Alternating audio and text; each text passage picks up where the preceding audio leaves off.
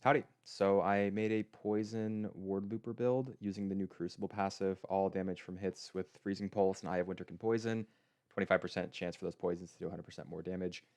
This was a new build enabling unique added with Crucible. So I found this staff for pretty cheap and relatively speaking because it's insane for the build. And I wanted to make a build around it.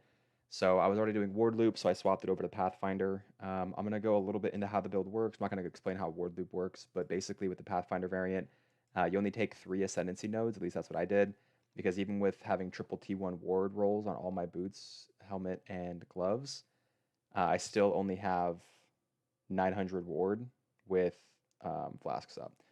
So if you look here, it's for the flasks applied to you have 5% increased effect.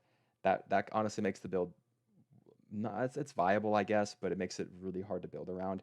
You have to do a lot of things to compensate for that because of the Olroths. It gives you 70% less ward during effect, and these 5% flask nodes increase that effect. So normal ward loop build as far as the anomalous summon skeletons. I wanted to use an Eyes of the Great Wolf for the 50% increased global defenses to get enough ward to not be degenning when I go into maps. So I had to use a 21 anomalous skeletons and a 21 divergent caster damage taken.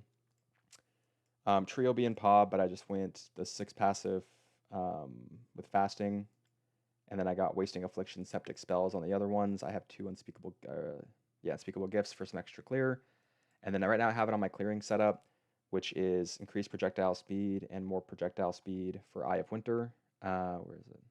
Eye of Winter here, yeah. With Awakened Deadly Ailments. If I want to go single target, I swap in slower projectiles here, and then go slower projectiles. I'll do it before the boss swap on the map that we run. That's a quick rundown of the build. Overall, the build's viable. It doesn't feel too comfy. It's really squishy. We can't scale any fizz mitigation, and the damage is poison, so stuff does have time to kill us. We don't off-screen it as much as we should, but Pathfinder does add a lot of poison damage. The Wither makes the build do a lot more damage than it should, and the extra flask refill is nice. Gives you an extra flask option, which for me helps cap my reses with this. If you don't have Anomalous Summon Skeletons 21 and Cast and Damage Taken 21, then you can run a 20/20, and then you just need +1 to all skill gem levels on your amulet. I'll link it in the description, a paw of mine, as well as Don't Rage Quit Bros. Calculator spreadsheet for this build is a lifesaver if you're trying to run this build or any word loop build at all.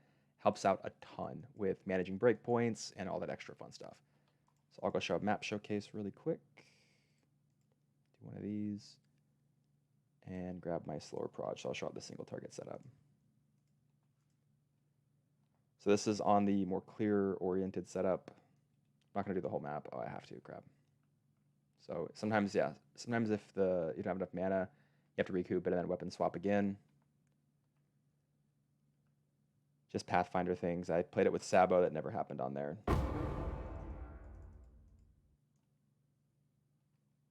Was that a temporal bubble? Yeah, so temporal bubble you have to kind of like run in and out of. It's a little scary because we don't have as much ward on this build as other versions do because of that increased flask effect that we have to take to get any ascendancies.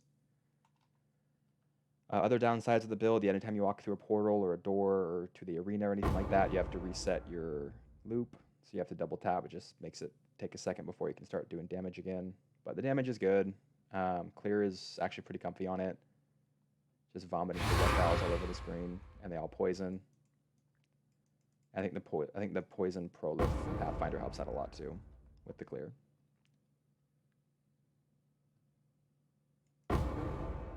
I'm not up to that just yet.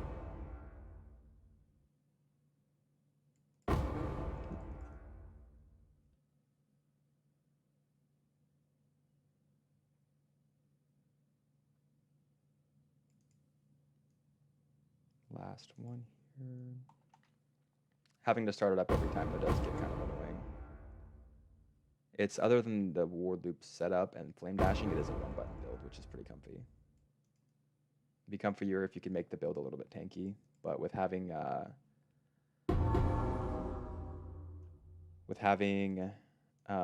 no way to scale fizz mitigation, it's hard to really invest a lot into making it tanky. So you kind of just end up being a squishy, stay away from everything, run in big circles. You'll see the boss fight here, we just run in circles and they can't really do anything to hit you. Pop the loop again. So you can see it does decent damage.